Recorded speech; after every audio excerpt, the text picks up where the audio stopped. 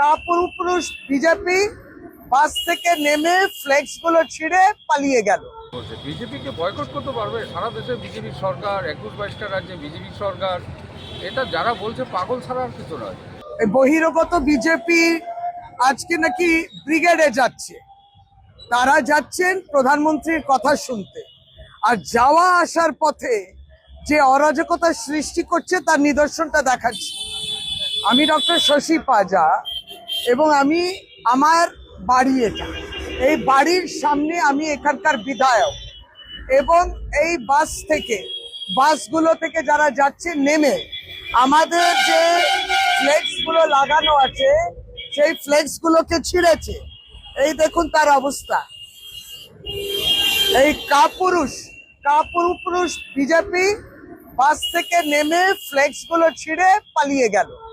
এরা হচ্ছে সেই বিজেপি যারা বাংলাকে বঞ্চিত করে বহিরাগত, তাই জন্য 2 লক্ষ কোটি টাকা বাকি রেখে দিয়ে বিশ্বগুরুকে শুনতে যাচ্ছেন। আর এখানে গ্যাসের দামেতে নাজাহাল অবস্থা মানুষের, তারা গুরুর কথা শুনতে যাচ্ছেন। গ্যাসের ওই চড়া দাম, গ্যাস পাওয়া যাচ্ছে না। এসআইআর এ বাংলায় 60 লক্ষ মানুষকে তারা অ্যাডজুডিকেশনে রেখেছে, 58 লক্ষ তারা বাদ দিয়েছেন, আর তারপরেও আরো 64-65 লক্ষ তারা ওই ডিলিট করেছে। সমস্ত উদ্দেশ্য আছে এসআইআর থেকে নাম বাদ দেয়। এরা বাংলার বুকে এসে বাংলার পক্ষে কথা বলছে, বাংলার মানুষকে ভোট থেকে বাদ দেওয়ার অভিসন্ধি নিয়ে অধিকার নিয়ে নিচ্ছে কেড়ে।